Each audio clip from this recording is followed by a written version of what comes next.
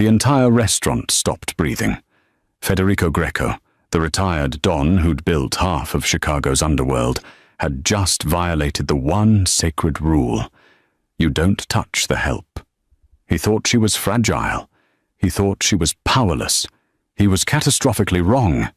Instead of cowering, Maria Puglisi straightened her spine and delivered a slap so thunderous it echoed off the marble walls like a gunshot. The old man staggered backward, shock painted across his weathered face. But it wasn't the strike that froze the room. It was what came after. As Antonio Greco, the current boss and Federico's son, rose from his chair like a tidal wave of violence, his hand already reaching for the gun beneath his tailored jacket, Maria locked eyes with him. No fear. No regret. She leaned forward and whispered a single word in a dialect so ancient, like so forbidden, that it hadn't been spoken in these halls for 3 generations. Malakan. Rotten flesh. Infected blood. The ultimate accusation. Antonio's hand froze mid-draw. The color drained from the faces of the old-timers who understood. In that crystallized moment of silence, everyone in La Gemma realized the same terrible truth. This wasn't just a waitress. She was a reckoning from a past they'd tried to bury, carrying a truth that would either save them all or burn the Greco Empire to ash. And outside, in the gathering darkness, the Serpent Cartel was already moving into position. La Gemma didn't look like a fortress. That was the point. From the street, it appeared as just another overpriced Italian restaurant in Chicago's Gold Coast. All floor-to-ceiling windows, Edison bulbs hanging like captured stars, and enough exposed brick to satisfy every food blogger's Instagram aesthetic. But Maria knew better. She'd spent 3 months learning every secret the building held. The windows were 2 inches of ballistic glass. The exposed brick concealed steel reinforcement plates. The elegant wine cellar had a second door that opened onto an armory. Even the marble floors were chosen for a reason. They didn't absorb blood easily. La Gemma was where Chicago's underworld came to conduct business in the illusion of civilization. Deals were made over ossobuco. Territories were divided alongside tiramisu. And everyone pretended they were just successful businessmen enjoying fine dining, not predators temporarily sheathing their claws. Maria moved through the dining room like smoke, her steps silent, her presence easily forgotten. She'd perfected the art of invisibility over these long months. The slight hunch of her shoulders, the downcast eyes, the apologetic smile that made powerful men look right through her. They saw the uniform, not the woman. They saw the apron, not the arsenal of rage barely contained beneath it. At the center table sat Federico Greco, holding court like an emperor in exile. Retirement hadn't dimmed his appetite for cruelty, it had merely refined it. Without an empire to terrorize, he'd turned his venom on smaller targets. Waitstaff, valets, anyone who couldn't fight back. "You call this a Barolo?" Federico's voice carried across the restaurant, deliberately loud. He held the wine glass like evidence of a crime, swirling it with theatrical disgust. "This is piss, and my grandfather wouldn't have washed his feet in this." The sommelier, a rail-thin man named Marcus, who had a daughter in college, went pale. Maria watched from the kitchen doorway as Marcus stammered an apology, offering to bring something else, anything else. Federico let him grovel for exactly 30 seconds before waving him away like an insect. "See that, Antonio?" Federico turned to his son with a professor's condescension. "This is why the old ways matter. Respect isn't given anymore. It has to be beaten into people." Antonio Greco sat at his father's right hand, a study in controlled violence, wearing a $15,000 suit. Where Federico was all theatrical cruelty, Antonio was a closed fist. He didn't need to raise his voice. The tattoos crawling up his neck from beneath his collar told you everything about where he'd come from. The Patek Philippe on his wrist told you where he'd arrived, and the bodies buried in concrete across 3 states told you the cost of that journey. The old ways built everything we have, Antonio said, his voice carrying the unshakable certainty of a true believer. He'd spent his entire life trying to earn his father's pride, and that desperation had calcified into doctrine. Whatever Federico said was gospel. Whatever Federico did was justified. Maria refilled water glasses at the adjacent table, her hand steady, her breathing controlled. She'd waited years for this moment, not the explosion, but the watching, the seeing. She needed Antonio to understand what his father truly was before the truth detonated in his face. Otherwise, but he'd die defending a monster, never knowing he'd wasted his loyalty on rotting flesh. Around them, the restaurant hummed with dangerous prosperity. At table 6, a city councilman laughed too loudly at a joke from a man who owned half the waste management contracts in Illinois. At table 9, 2 men in identical Navy suits discussed logistics in the bland euphemisms of murder. Near the bar, a woman in a dress that cost more than Maria's childhood home sipped champagne, while her husband negotiated the distribution of prescription opioids disguised as a real estate deal. This was La Gemma's real purpose, not food, but theater. A stage where criminals could pretend they were legitimate, where blood money could be laundered through the ritual of fine dining, where everyone agreed to the collective delusion that they were civilized. De Federico snapped his fingers at Maria without looking at her. You, the shy one, another bottle, and this time try not to bring me swill. Maria approached with her head bowed, her steps careful, her entire posture screaming submission. Inside she was counting the exits, counting the minutes, counting the men in the room who would need to die when the truth finally came. Yes, sir, she whispered, her voice barely audible. Federico didn't even glance at her. She was furniture, a servant, beneath notice. Perfect. Maria returned to the kitchen, her reflection catching in the polished steel of the pass-through window. For just a moment, she let her mask slip. The woman who stared back wasn't fragile at all. She was a blade waiting for the perfect moment to strike. It happened during the dessert course. It was when Federico's wine count had reached the dangerous territory between grandiose and unhinged. Maria was clearing the appetizer plates from table 4 when she heard the crash. Federico had swept his arm across the table, sending a perfectly plated panna cotta sliding onto the floor where it exploded into cream and shattered porcelain. The elderly Don was standing now, swaying slightly, his face flushed with alcohol and something darker. "This is what I'm talking about," Federico announced to the room, as if he'd orchestrated the mess to prove a philosophical point. No standards anymore. No pride. Just mediocrity served on expensive plates. Maria moved toward the disaster with a cleaning cloth, keeping her eyes down, her movements efficient. She'd cleaned up worse. She'd survived worse. Just a little longer, she told herself. Just wait for the right moment. But Federico had other plans. His hand shot out and grabbed her wrist as she bent to collect the broken porcelain.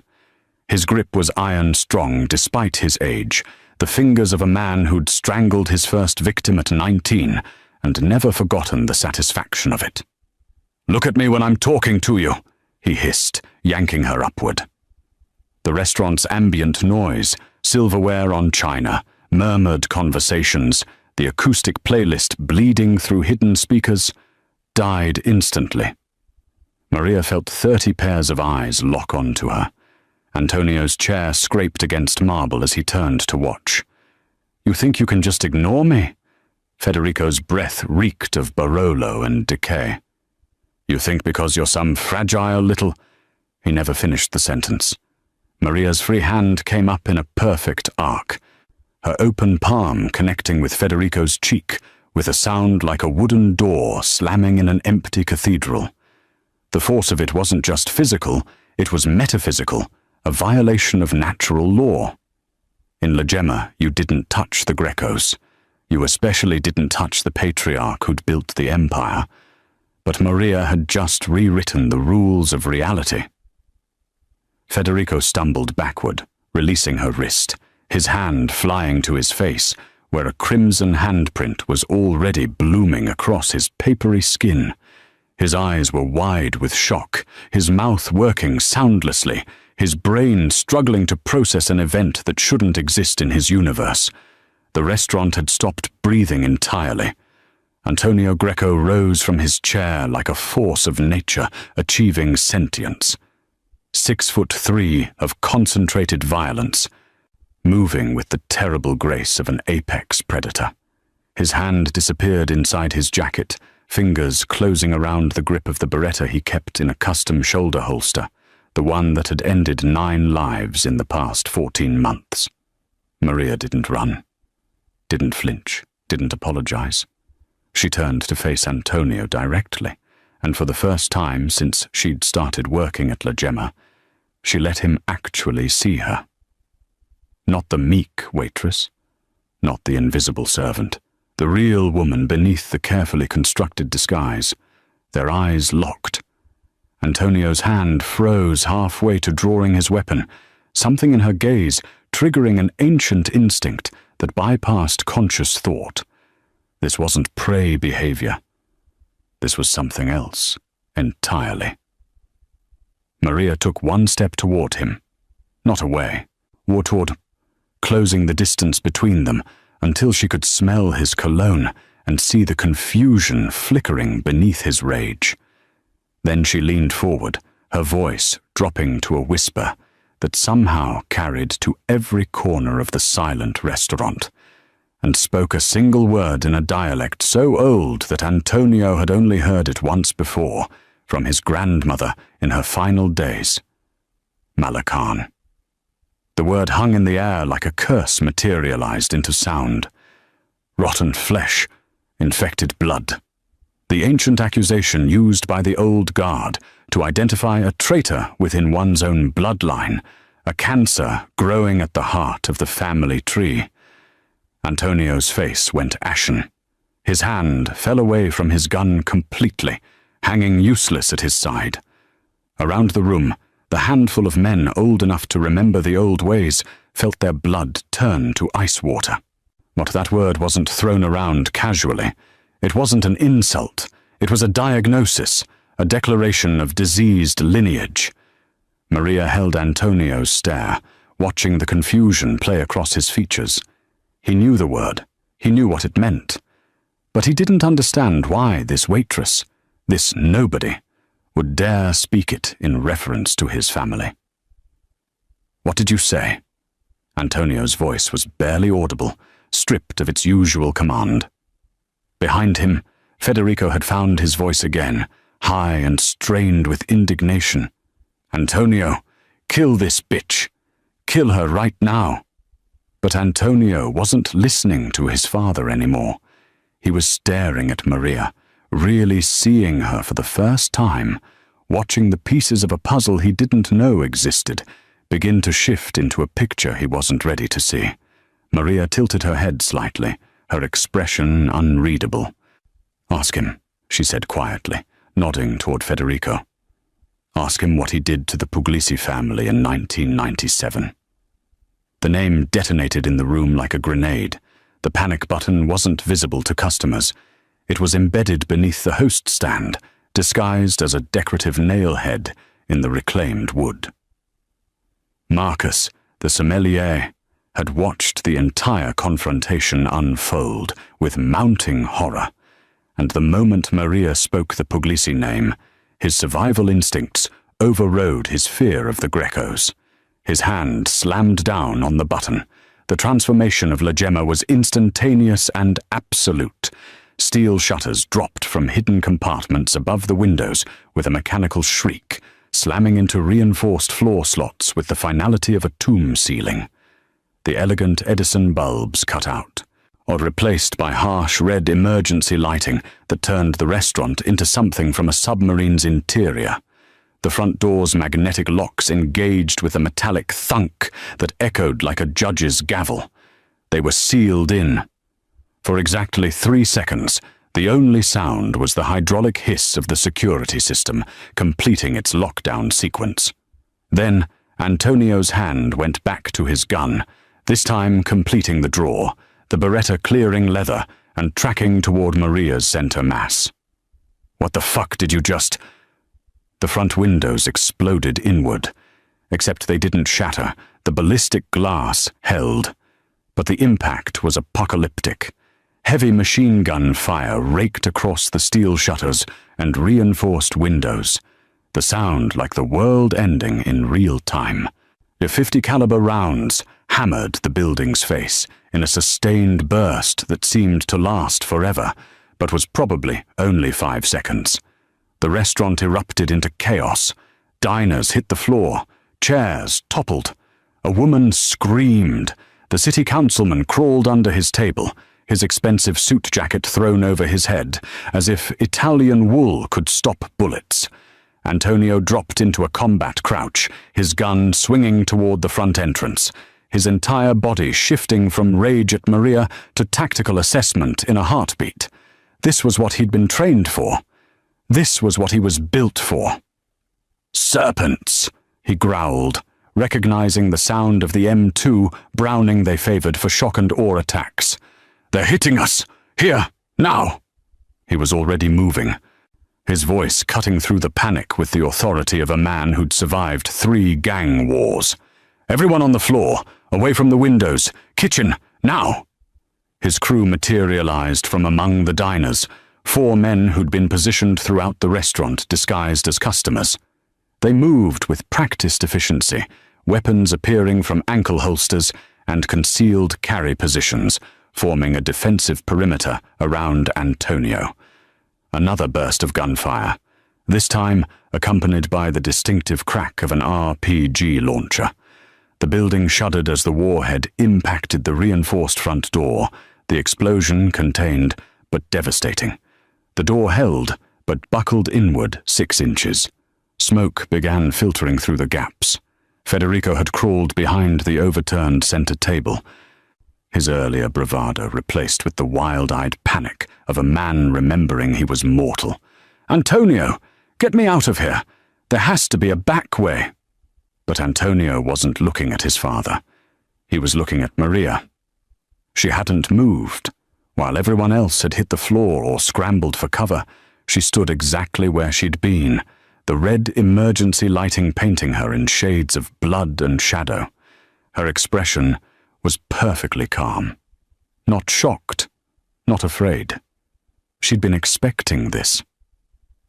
"This is a turf war," Antonio said, his voice hard with certainty.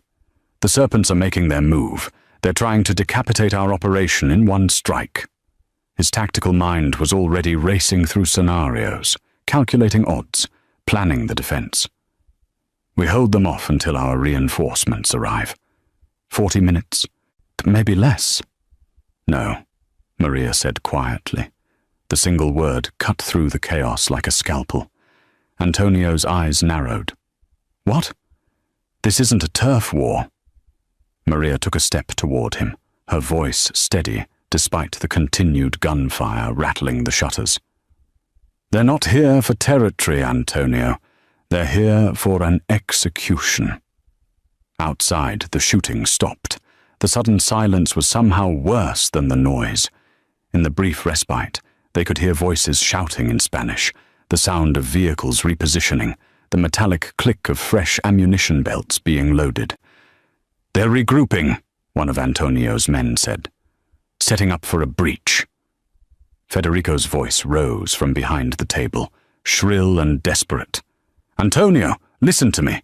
This is just business, just territorial." "They know." Maria's eyes never left Antonio's face. Did they know your father sold them out? Gave the FBI everything. Names, routes, safe houses. 3 months ago, Federico made a deal to save himself, and now the serpents are here to collect the debt. The temperature in the room dropped 20 degrees. Antonio's gun hand wavered slightly, the barrel drifting between Maria and his father. That's a lie. Is it? Maria tilted her head toward the front of the building. How did they know you'd all be here tonight? How did they know exactly when to hit? How did they know about the security system and come prepared with heavy weapons? Federico was shaking his head frantically. She's lying. She's one of them. She triggered this. The building shuddered as another RPG round found its mark. If you are still listening, I would love to know where you are watching from in the comments, and kindly drop a like and subscribe if you have not. Thank you. Let's continue. Antonio's hand closed around Maria's bicep like a vice, hauling her backward through the swinging kitchen doors while his crew held the defensive line in the dining room. The kitchen was all stainless steel and harsh fluorescent lighting. No romance here, just the brutal machinery of commercial food preparation. He slammed her against the walk-in freezer door hard enough to rattle her teeth, the Beretta's muzzle pressed against her temple with enough force to leave a circular impression in her skin. "Start talking," Antonio said, his voice stripped down to pure threat. "You've got 30 seconds to explain why I shouldn't paint this freezer with your brain matter." Behind them, Federico stumbled through the kitchen doors, supported by one of Antonio's men. The old Don's face was still flushed, but fear had replaced the wine flush with something more primal. "Don't listen to her, Antonio. She's playing you. This is classic divide and conquer. Shut up." Antonio didn't take his eyes off Maria. "You. Talk." Now. Maria met his gaze without flinching, even with the gun pressed against her skull. When she spoke, her voice was eerily calm, the tone of someone delivering a medical diagnosis rather than fighting for her life. 3 months ago, your father was picked up by the FBI at a hotel in Evanston. Not arrested, picked up. There's a difference. She paused as another explosion rocked the building, plaster dust drifting down from the ceiling tiles. They had enough to put him away for life. Racketeering, or conspiracy, 3 murders they could prove, but they offered him a deal. "Lies," Federico spat. "Antonio, she's..." The deal was immunity in exchange for information on the Serpent Cartel's Chicago operations. Maria continued as if Federico hadn't spoken. He gave them everything. Warehouse locations, distribution networks, the names of every Serpent lieutenant operating north of Roosevelt Road. 47 arrests followed. 47. Antonio's jaw clenched, but the gun didn't waver. Why would the feds let the Serpents know where the intel came from? They didn't have to. Maria's lips curved into something that wasn't quite a smile. Your father isn't as smart as he thinks he is. He used his personal phone to set up 2 of the meetings with his handler. The Serpents have people inside the telecom companies. As they pulled the records, they saw the calls to known FBI numbers. Federico pushed forward, his voice rising. "This is insane. Antonio, I'm your father. Would I betray—" "Show him your phone," Maria said quietly. The kitchen went silent, except for the distant sound of gunfire and men shouting tactical positions in the dining room. "What?" Federico's face went pale. "Your phone," Maria repeated. "The burner you keep in your left jacket pocket. The one you've checked 17 times tonight. Show your son what's on it." Antonio's free hand shot out, grabbing his father's jacket and reaching into the pocket before Federico could react. The old man tried to twist away, but Antonio was faster, stronger, and now very, very interested in what required such protection. The phone was a cheap prepaid model, or the kind you bought at gas stations and threw away after a week. Antonio thumbed it open, his eyes scanning the limited call history. His face transformed, not into rage, but into something worse. Comprehension. The collapse of a worldview. "These are FBI numbers," Antonio said, his voice hollow. "Jesus Christ, these are FBI numbers." "Antonio, listen to me." Federico's hands were up now, placating, desperate. "I had to. You don't understand. They had evidence, real evidence. I was looking at life. I was protecting us, protecting the family. You gave them the serpents to save yourself." Antonio's voice was dead. "And now the serpents are here to return the favor." "It was supposed to be clean." Federico's composure shattered completely. "I gave them the serpents. They were supposed to take them down. And we'd expand into their territory. It was strategy, Antonio. It was business. You didn't tell me." The gun pressed harder against Maria's temple, but Antonio was looking at his father now. "You made a deal with the FBI, and you didn't tell me." Maria spoke carefully, aware that she was standing between a man with a gun and his unraveling reality. "He didn't tell you because he knew you'd never approve. You still believe in the code, honor among thieves, the old ways your father loves to lecture people about." She paused. "He was going to let you take the fall if it went wrong." "That's not," Federico started. "There's a second deal," Maria interrupted. "Check the texts." Antonio scrolled down. His breathing became shallow. When he spoke again, his voice was barely audible. "You gave them me." The kitchen door burst open. But one of Antonio's crew, a scarred enforcer named Dante, stuck his head in, his face urgent. "Boss, they're bringing up a battering ram. We've got maybe 5 minutes before they breach the front door. We need you out here." Antonio didn't move. The gun was still pressed against Maria's head, but his eyes were locked on his father, watching the old man's face cycle through denial, justification, and finally, naked fear. "The texts," Antonio said softly. "They're time-stamped from today. You contacted your FBI handler this afternoon. You told them where I'd be tonight." His voice cracked. "You were trading me for witness protection." Federico's mouth opened and closed soundlessly. Outside, the battering ram struck the front door with a boom that shook the entire building. The battering ram hit again, but on this time the reinforced front door gave way with a tortured shriek of metal. The sound of boots hitting marble echoed through the building. Not a few men, but many. The serpents weren't probing anymore. They were flooding in. Antonio's gun finally lowered from Maria's temple, not because he'd decided to trust her, but because the immediate threat had shifted from mystery to mathematics. He could hear at least a dozen hostiles in the dining room. His 4-man crew wouldn't hold for long. "Boss!" Dante's voice carried from the dining room, punctuated by gunfire. "We need you now." Antonio moved toward the kitchen doors, but Maria's hand shot out and caught his wrist. The grip was iron-strong, trained, nothing like the delicate touch of a waitress who'd spent 3 months serving wine. "You go through those doors with just guns. Well, you'll last 90 seconds, she said.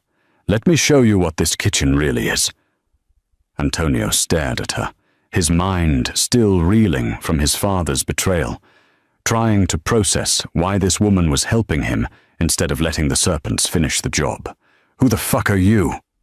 Maria pulled off her apron in one smooth motion, then reached up and yanked out the pins holding her hair in a submissive bun. Dark waves fell around her shoulders, transforming her appearance from downtrodden servant to something else entirely. When she spoke, her voice had shed all pretense of meekness. "My name is Maria Puglisi. My father was Don Giacomo Puglisi." She nodded toward Federico, who had slumped against the prep counter, broken and irrelevant. "The man your father betrayed in 1997. The man whose empire your father stole, or the man who died in federal prison because of testimony your father provided to save his own skin. The pieces clicked into place in Antonio's mind with sickening clarity. You've been waiting for 28 years. Maria moved to the industrial stove, her hands flying over controls with practiced precision. I was 7 when they took my father. I've spent my entire life learning how to survive, how to fight, and how to kill men like the ones coming through that door. She cranked the fryer oil to maximum heat. Your father took everything from my family. But you? She glanced at him. You're just his weapon. And right now, we have the same enemy. Gunfire erupted from the dining room, automatic weapons, close quarters, the sound of men dying. Dante appeared in the doorway, blood streaming from a gash above his eye. Boss, they're through. We can't. The first serpent crashed through the kitchen doors behind him, an MS-13 enforcer with a MAC-10 and enough tattoos to tell his entire criminal history. He raised the weapon toward Antonio. Maria moved. She grabbed a cast-iron skillet from the range and hurled it like a discus. 22 pounds of French craftsmanship caught the serpent in the face, shattering his nose and sending him stumbling backward into the doorframe. Before he could recover, Maria had crossed the distance, a 10-inch chef's knife appearing in her hand from a magnetic strip on the wall. The blade found the gap between his 3rd and 4th ribs with surgical precision. She was already moving to the next threat before the first body hit the floor. 2 more serpents came through the doors. Maria hit a switch on the wall and the overhead chemical wash system activated. Industrial degreaser, meant for end-of-night cleaning, now spraying directly into the intruders' faces at high pressure. They screamed, clawing at their eyes. Maria didn't give them time to recover. A second knife, a brutal boning blade, found the first man's throat. The second tried to fire blind, his bullets punching through stainless steel and shattering glass, but Maria had already dropped below his line of fire. Antonio watched, stunned, as this woman who'd served him wine transformed into something from a nightmare. She fought with the efficiency of someone who'd studied violence like a doctoral thesis. No wasted movement, no hesitation, every action serving a purpose. She rolled to the fryer, grabbed the handles with towels wrapped around her hands, and heaved. 350 degrees of cooking oil arced through the air like napalm, catching a 3rd serpent who'd made the mistake of following his companions. His screams were inhuman. "The kitchen is a weapon," Maria said, breathing hard but controlled, knife still in hand. "You just have to know how to use it." She pointed to the shelves.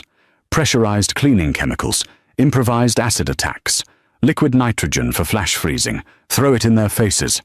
The meat locker has CO2 canisters that can displace oxygen in an enclosed space. More boots in the dining room. More shouting. The serpents were regrouping, realizing the kitchen breach had gone catastrophically wrong. Antonio made a decision. He turned to Dante and his remaining crew. "Fall back to the kitchen. We're making our stand here." Maria was already moving to the next defensive position, her eyes calculating angles and weapons with the cold precision of a battlefield engineer. "The walk-in cooler," she said. "We can funnel them through a single entrance, killbox formation." "You said you've been waiting 28 years, Antonio said, taking position beside her, his Beretta trained on the doors. "Why help me now?" Maria checked the edge on her knife and gave him a look that contained decades of pain compressed into a single moment. "Because dead men can't see their fathers for what they really are," she said. "And I need you alive to understand what yours cost us both." The kitchen had become an abattoir. Antonio fought from behind the stainless steel prep counter, his Beretta barking in controlled pairs. 2 shots. Assess. 2 more. Center mass. Professional. The training his father had paid for with blood money. Coming back to save his life from the consequences of his father's treachery. Beside him, Maria moved like violence, choreographed by a sadistic god. She'd abandoned the knives for a fire axe pulled from the emergency equipment locker, wielding it with the brutal efficiency of someone who understood that elegance was a luxury they couldn't afford. A serpent came through the doors, and she buried the blade in his shoulder, using his collapsing weight as a shield against the gunfire from his companions. Dante was down, clutching a stomach wound, but still firing, his blood mixing with fryer oil on the tile floor. The other 2 crew members had created a crossfire position, using the industrial ovens as cover, were turning the kitchen entrance into a fatal funnel. But they were losing. For every serpent they dropped, 2 more appeared. The cartel had come prepared for war, and they had the numbers to wage it. Antonio's magazine ran dry, and he dropped behind cover to reload, his hands moving through the muscle memory, while his mind raced through increasingly desperate scenarios. That's when he noticed his father. Federico had retreated to the corner near the dry storage entrance, supposedly taking cover from the firefight. But he wasn't cowering. He was watching. His eyes kept flicking to the service exit, the one that led to the alley, the one that bypassed the main security lockdown because it was designed as a fire escape. And his hand kept going to his pocket. Not the pocket where Antonio had found the FBI phone. A different pocket. Antonio's next magazine clicked home, but he didn't immediately return to the fight. He watched his father with the same tactical assessment he'd use on an enemy position. Federico pulled out a phone, another burner, how many did he have, and began typing with his thumbs, his face illuminated by the screen's glow. Maria appeared at Antonio's shoulder, breathing hard, arterial spray across her white shirt, turning it into abstract art. She'd seen it too. "He's texting someone," she said quietly, barely audible over the gunfire. "During an active firefight, your father is texting someone." A serpent made it 3 steps into the kitchen before Dante put 2 rounds in his chest. The body fell across the threshold, creating an obstacle that would slow the next wave by precious seconds. But those seconds were running out. They all were. "But Antonio!" Federico's voice cut through the chaos, high and strained. "We need to retreat. The service exit. We can fall back, regroup." Antonio didn't respond. He was watching Federico's face, really watching it for the first time since the siege began. The old man's eyes were too bright, his movements too calculated. This wasn't panic. This was performance. Maria ejected her empty pistol magazine. She'd taken a gun from one of the fallen serpents and slammed home a fresh one. "He's not scared enough," she observed. "A normal person, trapped in a siege? They'd be paralyzed or hysterical. Your father is neither." She was right. Federico was worried, certainly. But it was the worry of a man concerned his plan might fail, not the terror of a man facing certain death. The service exit door rattled slightly. Not from the battle, but from someone testing it from outside. Antonio's blood turned to ice water. The serpents were hitting them from the front with overwhelming force, pinning them down, making them desperate. And Federico kept glancing at the back door, kept texting, kept suggesting they retreat toward it. "It's a pincer," Antonio said, the realization spreading through him like poison. "They're not just trying to breach, they're herding us." Maria nodded grimly. "He told them about the service exit. He's supposed to lead you to it. They'll be waiting." Another burst of gunfire. One of Antonio's crew, a kid named Marco, who'd just made his bones last year, took a round in the throat and went down, his arterial spray painting the ceiling in crimson Rorschach patterns. They were down to 3 functional fighters, Antonio, Maria, and Dante, who was using the prep counter to stay upright, his face going grey from blood loss. Federico's voice again, more urgent. "Antonio! For God's sake, we have to move. The back way. It's our only chance. But Antonio was remembering Maria's word. Malacan, rotten flesh, the cancer in the bloodline. He'd spent his entire life defending this man, believing in him, enforcing his will with violence. How many people had Antonio hurt because his father commanded it? How many lives had he destroyed in service of a lie? The phone in Federico's hand buzzed with an incoming message. The old man's face flickered through an expression Antonio had never seen before, relief mixed with something like anticipation. "Boss," Dante gasped through gritted teeth. "We're almost out of ammo. Whatever we're doing, we need to do it now." Antonio looked at Maria, or she looked back, her dark eyes offering no comfort, no easy answers, just the truth. His father had brought death to this door, and now death was collecting. The ammunition situation had gone from critical to catastrophic. Antonio's Beretta locked back on an empty chamber for the third time, and when he reached for his last magazine, his fingers found only 2 rounds rattling loose in his jacket pocket. Across the kitchen, Dante had stopped firing entirely. He was slumped against the base of the prep counter, his breathing shallow and wet, the stomach wound having taken its inevitable toll. The kid, Marco, was already cold, his eyes staring at nothing. It was just Antonio and Maria now, and the serpents knew it. The assault had shifted from overwhelming force to patient pressure. They'd stopped rushing the kitchen and started firing in controlled bursts, keeping their targets pinned while they maneuvered for better positions. Professional, tactical. They knew time was on their side.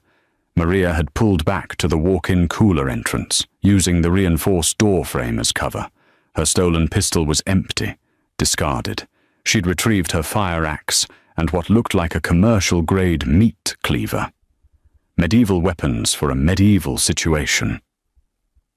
"We need to move," she said, her voice steady, despite the impossibility of their position.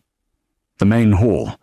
If we can get back to the dining room, we can use the overturned tables for cover. Create a better defensive position." Antonio knew it was a desperate play. The corridor between the kitchen and dining room was a fatal funnel, 20 feet of exposure with no cover. But staying here meant dying here, and he'd never been the type to wait for death to arrive on its own schedule. "On 3, he said, chambering one of his 2 remaining rounds. "We move fast. Stay low." That's when he realized his father was gone. The corner where Federico had been crouching was empty. In the chaos of the last exchange of gunfire, while Antonio had been focused on not dying, the old man had vanished. Maria saw it on his face. "Where?" The sound of metal scraping against metal echoed from the back of the kitchen, the service exit. Someone was manipulating the lock from inside. Maria's eyes went wide. "No." She moved before Antonio could process what was happening, sprinting toward the rear of the kitchen with her axe raised. Antonio followed, his remaining round ready, his mind finally accepting what his heart had been denying. His father was opening the door.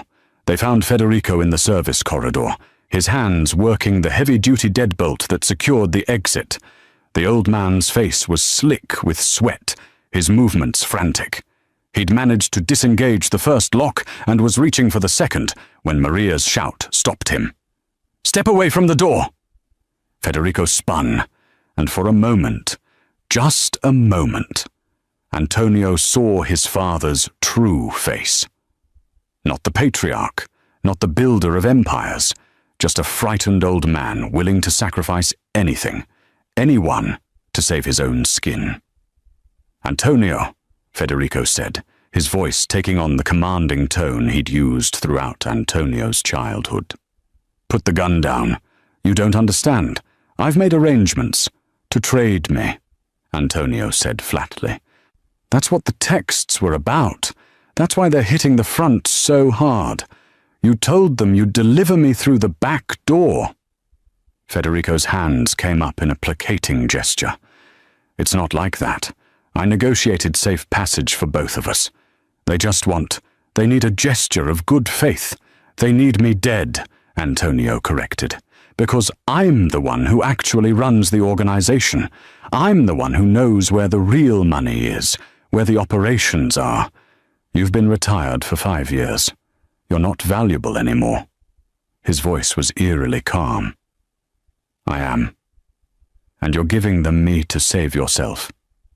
From the kitchen, they could hear the serpents regrouping, preparing for another push. Time was measured in seconds now. Maria kept her axe trained on Federico, but her eyes flicked to Antonio. But he's been texting them our position this whole time. Every defensive position we've taken, every time we've moved. He's been feeding them intelligence. Federico's face contorted with desperation. You sanctimonious bitch! You think you're better than me? Your father would have done the same thing. Survival is all that matters. Survival is the only law. My father died with honor, Maria said quietly. In a prison cell, betrayed by you. But he died with his soul intact. Can you say the same? The second lock clicked open under Federico's earlier manipulation. The old man's hand shot out toward the door handle, making his final choice. Antonio's last bullet took him in the shoulder, spinning him away from the door. Federico hit the wall with a cry of pain and shock, clutching his wound, staring at his son with uncomprehending betrayal. You shot me, Federico gasped. Your own father. You killed me first, Antonio said. You just wanted me to die after you were safely away. Outside the service exit, they could hear movement, voices in Spanish. The serpents were already in position, waiting for the door to open, waiting for the old man to deliver his son like a sacrifice to appease the gods of survival. Maria moved to the door and quietly, carefully, re-engaged both locks. Antonio stared at his father slumped against the wall, blood seeping through Federico's fingers where they clutched his wounded shoulder. The old man's eyes were wild, bouncing between his son and the relocked door, his mind trying to calculate an escape route that no longer existed. Antonio, please. Federico's voice had shed all pretense of authority. This was begging, pure and unadorned. I'm your father. Blood is blood. You can't just... Blood is blood, Antonio repeated, his voice hollow. He looked down at the Beretta in his hand, the chamber empty, the weapon now just an expensive piece of metal and polymer. That's what you always taught me. Family above everything. Loyalty above all. The old ways. From the kitchen, the sound of boots on tile. The serpents were pushing forward again, sensing weakness, smelling blood in the water. Maria grabbed Antonio's arm, her grip urgent. We need to move. Now. There's a safe room off the wine cellar. Reinforced walls, separate ventilation. We can hold there until... Until what? Antonio's laugh was bitter. Until the police arrive and arrest everyone. Until your vendetta is complete. But he was already moving, because staying meant dying, and some instinct deeper than thought still demanded survival. Federico struggled to his feet, using the wall for support. Take me with you. Antonio, I'm hurt. I can't. You can't leave me here. Antonio stopped, turned, really looked at his father for what felt like the first time in his life. Not the mythic figure who'd built an empire from blood and fear. Not the teacher who'd passed down the sacred codes of honor and respect. Just an old man who'd spent decades preaching loyalty while preparing to violate it the moment his own survival was threatened. Do you know what Malacan really means? Antonio asked quietly. Federico blinked, confused by the question while gunfire echoed closer. It means traitor, or rotten flesh. No. Maria spoke from the doorway to the wine cellar, one hand on the hidden switch that would reveal the safe room. It means something more specific. It's what the old guard called someone who carried disease in their bloodline. not metaphorical disease. Actual genetic corruption that would poison every generation that came after. She looked at Antonio with something that might have been pity. Your grandmother used to say it about your father. Before she died. Before he silenced her. The words hung in the air like smoke. Antonio remembered his grandmother's final years, how she'd grown increasingly hostile toward Federico, how she'd tried to tell him something during her last visit to the hospital. But his father had interrupted, sent him away, and when he'd returned, she was sedated. She died the next day. She knew, Antonio said. She knew what you were. Federico pushed off the wall, stumbling toward his son. Antonio, listen to me. Everything I did to survive, to keep us alive. You think the game has rules? You think there's honor in dying? I built everything you have. You built it on betrayal. Antonio's voice was flat. The Puglisi territory you took in '97. You didn't win it in a war. You gave them to the feds and picked up the pieces. Strategic thinking. The Delgado brothers in 2003. You blamed them for a hit they didn't order, let me kill them, and took their smuggling routes. They were competition, the Castellano partnership last year. You advised me against it, said they couldn't be trusted. Antonio's eyes were dead. But it wasn't about trust. It was because they'd figured out what you were, what you've always been. Federico's face cycled through emotions, anger, fear, desperation, before settling on a terrible calculation. When he spoke again, his voice had changed. No more pleading. This was the voice of a man playing his final card. You need me, Federico said. I'm the only one who knows where all the bodies are buried, literally. I'm the only one who can tell you which cops are bought, which judges are ours, which FBI agents take our money. You kill me, you lose all of that. Antonio felt something break inside him. Not dramatically, not violently, just a quiet snap, like a rope finally giving way after years of strain. I'm not going to kill you, he said. Relief flooded Federico's face. Thank God, thank Maria, open the safe room. The wall panel beside the wine cellar slid open with a hydraulic hiss, so revealing a reinforced steel door behind it. Maria disappeared inside. Antonio followed. Antonio! Federico lurched forward. Antonio, wait! Antonio stopped at the threshold and looked back. His father was silhouetted against the corridor, backlit by emergency lighting, the sound of the serpent's advance growing louder behind him. You taught me that actions have consequences, Antonio said. That in our world, debts must be paid. You sold the Puglisis, you sold the serpents, you tried to sell me. He paused. Now pay your debt. You can't leave me out here. They'll kill me. I know. Antonio stepped through the door. Maria was already at the control panel, her finger hovering over the lock mechanism. She looked at Antonio, giving him one last chance to change his mind. He nodded. The steel door began to close with mechanical precision. Through the narrowing gap, Antonio watched his father's face transform from disbelief to understanding to pure animal terror. Federico threw himself at the closing door, his wounded shoulder forgotten, screaming his son's name. The door sealed with a definitive thunk. Outside, they heard Federico's fists hammering against the steel, his voice muffled, but still audible. Antonio! Antonio! Please! I'm your father! Then, louder. The serpents reaching the wine cellar corridor. Then, gunfire. Then, silence. Antonio stood facing the sealed door, his reflection staring back at him from its polished surface. He looked like his father, the same jaw, the same eyes, the same blood. Malakan! Maria stood beside him in the cramped safe room, saying nothing, giving him space to process patricide by abandonment. "How long can we stay in here?" Antonio asked, his voice mechanical. 72 hours, maybe more." "Will the police come?" "Eventually." Silent alarm went to 3 different stations. Antonio nodded slowly. His father had stopped screaming. He wondered if that meant it was over, or if Federico had simply run out of air to scream with.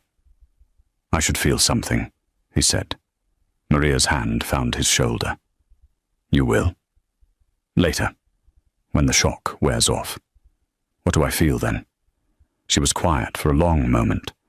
When she spoke, her voice carried 28 years of experience. "Relief," she said, and then guilt about the relief. And then, if you're lucky, something like peace. Outside the safe room, the serpents ransacked La Gemma, looking for survivors, looking for answers, looking for the man who'd betrayed them. They would find Federico first.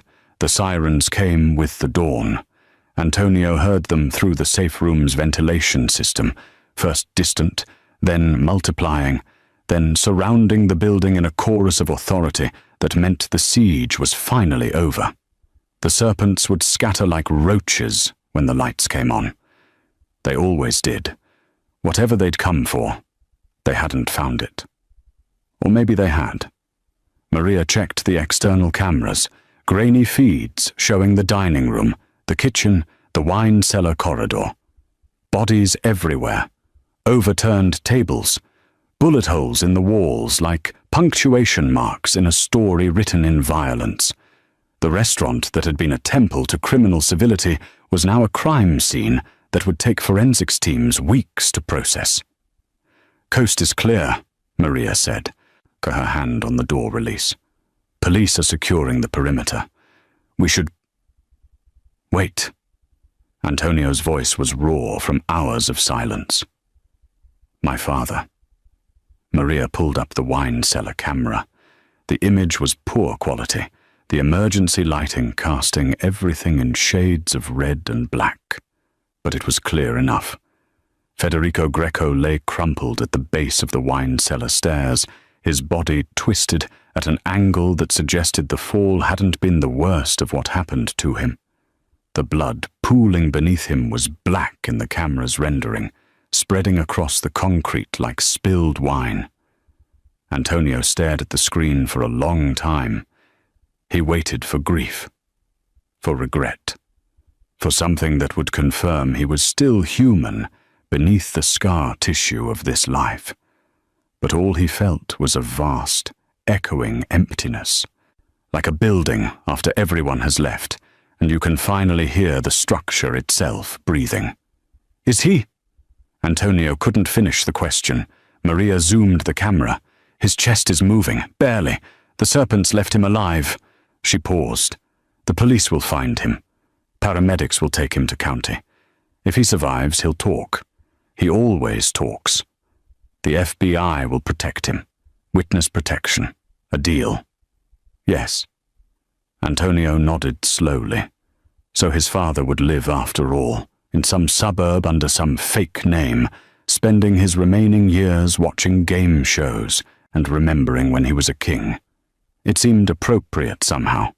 Federico had always been more afraid of death than capable of accepting it with dignity. "He'll never be able to come back," Antonio said. "To Chicago, to the life." "No," Maria agreed. "He's already gone. I'm just his body that needs to catch up." She opened the safe room door. The air that rushed in smelled of cordite and blood and the particular scent of a place where too many people had died too quickly. Antonio followed her out into the wreckage of La Gemma, his shoes crunching on broken glass, his eyes taking in the cost of his father's final betrayal. Dante had died at some point during the night. Marco too, of course. The serpents had left 8 bodies of their own, men who'd never see their families again because an old man couldn't accept that his time was over. Antonio climbed the stairs to the dining room. Morning light was streaming through the bullet holes in the steel shutters, creating shafts of illumination that caught the dust and smoke still lingering in the air. The police were at the front door now, shouting commands, preparing to breach. He looked around for Maria to tell her, "What?" "Thank you for saving my life. Thank you for showing me the truth. Thank you for forcing me to see that the man I'd built my entire identity around was hollow at the core." But she was already moving toward the back of the restaurant, away from the police, away from the questions and the arrests and the unraveling that would follow. She'd retrieved her apron from somewhere, the one she'd worn as a waitress, the disguise she'd maintained for 3 months while waiting for this exact moment. It was folded neatly on the bar counter, placed with the same precision she'd used to set tables. "Maria." Antonio's voice stopped her at the kitchen entrance. "Wait." She turned, and in the morning light streaming through the bullet holes, he could finally see her clearly. But not the waitress, not the warrior. Just a woman who'd spent 28 years carrying the weight of her father's legacy, who'd learned to kill and fight and survive, all for this moment of truth. "You saved my life," Antonio said. "You could have let them take me. Let the serpents finish what my father started. Why didn't you?" Maria smiled, but it was sad and tired and carried no triumph. "Because I needed you to see him. Really see him. If you'd died defending him, believing in him, that would have been his final victory. He would have died a king in your eyes." She adjusted the apron on the counter, smoothing a wrinkle that didn't exist. "But now you know. Now everyone will know. Your father doesn't get to be remembered as a builder of empires. He gets remembered as Malakan. Rotten flesh. That's what you wanted? Or just the truth?" "That's all I ever wanted." The police were through the front door now, shouting orders, weapons drawn, flashlights cutting through the haze. Antonio heard his name being called, heard the commands to get on the ground, to show his hands. He looked back to the kitchen, but Maria was already gone. Just an apron on the counter and the faint sound of the service exit closing, the same door his father had tried to open, now serving as her escape route. Antonio raised his hands slowly as the police surrounded him. He would survive this. His lawyers would earn their retainers. The empire his father built on betrayal would need a new foundation, one not constructed from rot and lies. He was the undisputed king now. The throne was his. It had never felt more empty. The truth always has a price in a world built on loyalty. The greatest betrayal comes from those we trust most. Maria Puglisi spent 28 years preparing for one moment, not revenge, but revelation. Because sometimes the cruelest punishment isn't death, but forcing someone to see the truth they've been denying their entire life. Federico Greco built an empire on betrayal and died a coward. Antonio Greco inherited that empire but lost his father. And Maria? She walked away with nothing but the truth. And sometimes that's everything. The real power isn't in the crown you wear, but in the illusions you're willing to shatter. If this story made you question everything you thought you knew, hit that like button and subscribe for more tales where nothing is as it seems, and the truth is always worth the cost.